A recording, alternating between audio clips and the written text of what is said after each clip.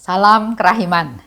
Hari ini 8 Februari kita akan baca dari 343. Kalau Bapak Ibu sering mendengar lagu yang saya nyanyikan, lagu itu saya ambil dari diary ini, nomor 343. Kita mulai ya. Dalam nama Bapa dan Putra dan Roh Kudus, amin. 343. Ya Yesus, aku bersyukur kepadamu atas salib-salib harian yang kecil, atas rintangan terhadap usaha-usahaku, atas kerasnya kehidupan bersama, atas salah tafsir terhadap maksud-maksudku, atas penghinaan dari pihak orang-orang lain, atas perlakuan kasar terhadap kami, atas kecurigaan-kecurigaan yang tidak beralasan, atas buruknya kesehatan dan hilangnya kekuatan, atas penyangkalan diri, atas mati terhadap diri sendiri, atas kurangnya pemahaman dalam segala sesuatu, atas kacau balaunya semua rencanaku. Syukur kepadamu ya Yesus, atas penderitaan batin, atas kegersangan rohani, atas kegentaran, atas ketakutan dan kegelisahan, atas kegelapan dan malam batin yang pekat, atas pencobaan dan aneka siksaan, atas siksaan yang terlalu sulit dilukiskan, khususnya atas semua hal yang tidak dipedulikan orang, atas saat kematian dengan pergulatannya yang menakutkan, dan atas semua kepahitannya. Aku bersyukur kepadamu ya Yesus, karena Engkau sudah lebih dahulu minum piala kepahitan itu sebelum Engkau memberikannya kepadaku, dalam ukuran yang jauh lebih ringan. Aku menempelkan bibirku pada piala kehendak-Mu yang kudus. Biar semua terjadi menurut perkenan-Mu. Biarlah apa yang ditetapkan oleh kebijaksanaan-Mu sebelum segala abad terlaksana padaku. Aku ingin meminum piala itu sampai tetes terakhir, dan tidak ingin tahu alasannya. Dalam kepahitanlah sukacitaku, dalam keputusasaanlah kepercayaanku. Dalam Dikau ya Tuhan segalanya baik. Segalanya adalah anugerah hati kebapaan-Mu. Aku tidak mengutamakan penghiburan di atas kepahitan, atau kepahitan di atas penghiburan. Tetapi atas segala sesuatu aku bersyukur kepadamu ya Yesus. Adalah kesukaanku untuk menatap Engkau ya Allah yang tak terselami. Rohku tinggal di dalam keberadaan yang misterius, dan di sana aku merasa betah. Aku tahu dengan baik tempat kediaman mempelaiku. Aku merasa tidak ada satu tetes darah pun di dalam diriku yang tidak berkobar oleh kasihku padamu. Oh keindahan yang tak tercipta. Siapa saja mengenal Engkau sekali saja, ia tidak dapat mengasihi sesuatu yang lain. Aku dapat merasakan lubuk jiwaku yang tanpa dasar, dan tidak ada suatu pun yang dapat memenuhinya kecuali Allah sendiri. Aku merasa bahwa aku tenggelam dalam Dia seperti sebutir pasir dalam samudera yang tak terduga dalamnya.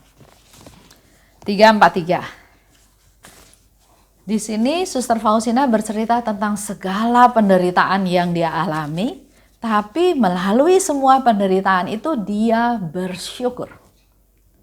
Dia sebutkan dengan sangat detail, teliti, satu persatu ya. Katakan di sini, ya Yesus, aku bersyukur kepadamu. Biasanya kita kalau bersyukur adalah hal-hal yang menurut kita baik, yang menyenangkan, yang menggembirakan, naik pangkat, naik gaji, kelahiran anak, kelahiran cucu, sesuatu kabar gembira dalam tanda kutip ya. Itu yang menggembirakan. Tuhan saya bersyukur. Tuhan saya bersyukur. Tuhan saya berterima kasih. Ya. Tapi hari ini Suster Faustina mengajak kita untuk bisa bersyukur, untuk berani bersyukur atas segala macam penderitaan. Bersyukur atas salib-salib harian yang kecil. Kita mengalami salib-salib harian yang kecil. Jangan salib kecil itu dibikin besar. Tapi justru yang besar itu dibikin kecil dengan belajar dari Suster Faustina, memikul, bersyukur, berterima kasih atas salib-salib harian yang kecil. Jadi mindsetnya sudah positif dulu ya. Ada banyak salib, ya oke. Tapi itu salib-salib kecil dan saya bersyukur atas rintangan terhadap usaha-usahaku. Setiap dari kita juga melakukan usaha. Usaha dalam bisnis, usaha dalam pekerjaan, usaha dalam rumah tangga, banyak usaha yang kita lakukan. Tapi kita mari bersyukur atas rintangan. Kita kan senangnya, aduh Tuhan, terima kasih Tuhan. Karena usahanya berjalan lancar, nggak ada gangguan, nggak ada hambatan. Tapi begitu ada tantangan, begitu ada rintangan, Tuhan kenapa ya?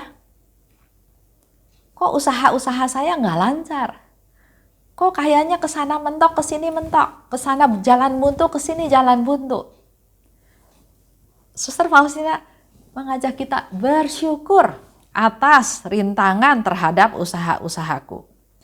Atas kerasnya kehidupan bersama. Kehidupan bersama itu memang nggak gampang.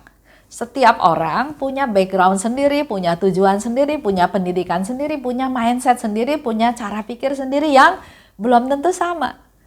Sehingga dalam hidup bisa mengalami kekerasan, bukan dipukul, bukan kekerasan fisik ya, tapi atas kerasnya hidup bersama. Karena memang berbeda semuanya, jadi untuk menyatukannya, untuk membuat sinergi ini memang susah, tapi itu syukuri. Atas salah tafsir terhadap maksud-maksudku. Kita punya niat baik, tapi orang menafsirkannya berbeda-beda dan kebanyakan tafsirnya negatif. Bersyukur juga atas penghinaan dari pihak orang lain. Kalau kita dihina, kita belajar bersyukur. Atas perlakuan kasar, ya, kita juga kadang mengalami perlakuan kasar. Kita syukuri atas kecurigaan yang tidak beralasan. Kita nggak suka ya kalau dicurigai ya, tapi mari bersyukur. Pernah saya kasih contoh juga, waktu saya kerja di salah satu perusahaan ya sebagai komisaris, tapi si ownernya ini nggak bisa percaya sama orang. Sehingga dia diam-diam kasih tahu ke finance accounting manajernya untuk menyelidiki, untuk memeriksa pengeluaran-pengeluaran yang dilakukan oleh komisaris, oleh saya, dan juga oleh direktur utama. Buat saya oke aja, karena saya nggak melakukan hal apa-apa. Tapi direktur utamanya juga nggak melakukan apa-apa, cuma dia merasa harga dirinya tersinggung. Kenapa saya nggak dipercaya? Kenapa harus diperiksa? Ya, nah, ada kecurigaan kan? Kalau bos suruh anak buah periksa kan ada kecurigaan. Tapi saya bilangnya adalah positif aja Pak. Karena kita nggak melakukan kesalahan, positif aja. Justru tujuannya adalah supaya kalau terbukti memang kita tidak melakukan kesalahan, nilai kita di mata bos makin baik, makin bagus. Tapi di Ruth itu nggak mau terima. Dia merasa terhina, dia merasa tidak dipercaya. Ya, itu reaksi beda-beda ya. Tapi dalam hal ini, Suster Faustina mengajar kita untuk bersyukur kalau dicurigai. Bersyukur juga atas buruknya kesehatan. Buat Bapak Ibu yang mendengar video ini, pengajaran ini, juga mungkin ada yang mengalami penyakit yang sudah menahun, atau baru sakit, atau baru jatuh. Ada penderitaan ya, tapi syukuri buruknya kesehatan. Syukuri juga hilangnya kekuatan. Kalau kita sakit atau kita sudah makin tua, makin lemah ya, kekuatan itu hilang, syukuri. Syukur juga atas penyangkalan diri. Kalau Bapak Ibu bisa mengalami suatu masalah dan bisa melakukan penyangkalan diri, syukuri. Bisa mati atau atas mati terhadap diri sendiri. Enggak mementingkan diri sendiri lagi, bersyukurlah. Bersyukur juga atas kurangnya pemahaman dalam segala sesuatu. Kadang kita nggak ngerti ya.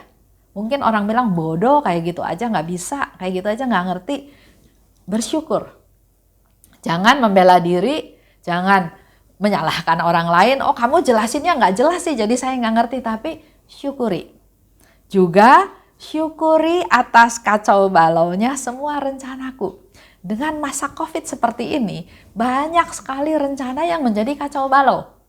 Sudah hampir 1 tahun ya. Mau melakukan rencana ini, sebelum COVID melakukan rencana A, B, C. Tidak terlaksana karena ada masa pandemi. Oke, dalam masa pandemi ini diperkirakan akan selesai dalam beberapa bulan. Buat lagi rencana, gagal lagi.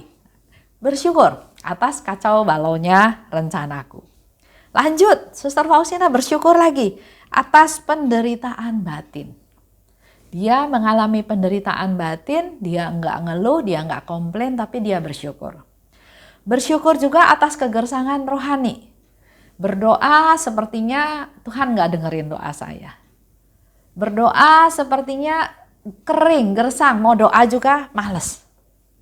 Ya, tapi yang Suster Faustina lakukan, dia tetap setia berdoa walaupun dia merasakan kegersangan rohani. Bersyukur atas kegentaran, atas ketakutan dan kegelisahan. Bersyukur juga atas kegelapan dan malam batin yang pekat.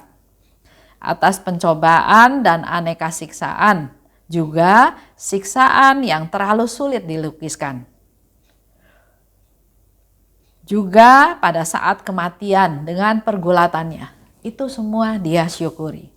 Lanjut, dia bersyukur karena Tuhan Yesus sudah lebih dahulu mengalami hal tersebut. Sudah minum piala kepahitan sebelum Yesus memberikannya kepada Suster Faustina. Jadi Suster Faustina yakin Yesus tahu seberapa kuat dia menanggungnya. Sehingga dikatakan lebih lanjut, aku menempelkan bibirku pada piala kehendak-Mu yang kudus. Biar semuanya terjadi menurut perkenan-Mu. Aku ingin minum piala itu sampai tetes terakhir. Jadi dia bukan mau berhenti, bukan sudah merasa tidak kuat, tapi dia mau punya kekuatan, punya kemampuan untuk diberi rahmat supaya dia bisa minum sampai tetes terakhir.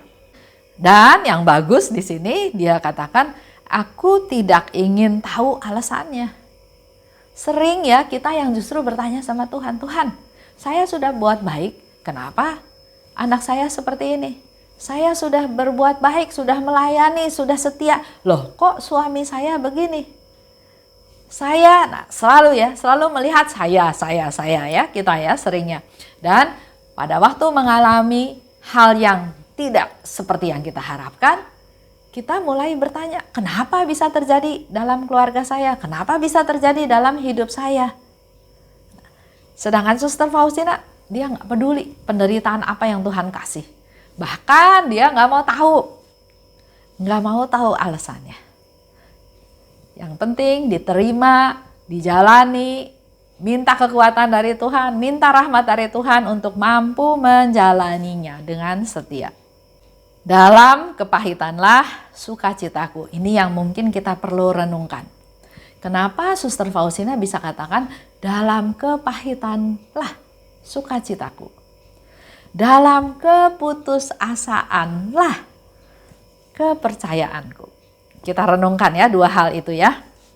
Karena lebih lanjut Suster Faustina katakan, aku tidak mengutamakan penghiburan di atas kepahitan. Juga sebaliknya, kepahitan di atas penghiburan.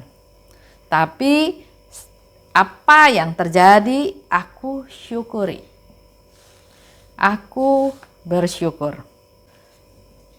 Aku merasa bahwa aku tenggelam dalam dia seperti sebutir pasir dalam samudra yang tidak terduga dalamnya. Udah enggak memikirkan diri dia sendiri, dia seperti pasir yang sudah menjadi satu dengan samudra luas. Jadi fokusnya bukan saya lagi. Itu mempermudah Bapak Ibu untuk melakukan penyangkalan diri. Kalau masih fokusnya saya susah melakukan penyangkalan diri. Tapi kalau seperti tadi Suster Faustina, dia seperti sebutir pasir yang ada di tengah samudra, udah nggak kelihatan lagi sayanya, maka mari fokusnya adalah untuk orang lain. Mengalami penderitaan, mengalami kesusahan pasti disebabkan oleh situasi, oleh orang lain. Tapi jangan menyalahkan mereka, tapi justru menerimanya dan bersyukur. Semakin besar penderitaan, semakin besar kesempatan kita untuk bisa menunjukkan cinta kita kepada Tuhan. Tadi sebelum lupa ya, tolong diingat, direnungkan, dalam kepahitanlah sukacitaku, dalam keputusasaanlah kepercayaanku.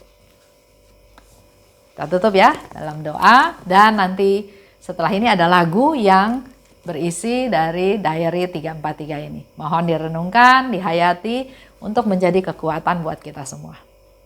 Dalam nama Bapa dan Putra dan Roh Kudus, amin. Oh luka kerahiman, oh hati Yesus, sembunyikanlah aku di dalam lubuk hatimu. Laksana satu tetes darahmu sendiri. Dan jangan biarkan aku terlepas dari situ selama-lamanya. Kurunglah aku di dalam lubuk hatimu, dan ajarlah aku mencintai Engkau. Tuhan, mampukan aku memahami sepenuhnya siapa dirimu. Bawalah aku masuk ke dalam rengkuhan mesramu, sejauh itu dapat ditanggung oleh kodrat insani. Amin. Dalam nama Bapa dan Putra dan Roh Kudus, amin. Salam kerahiman.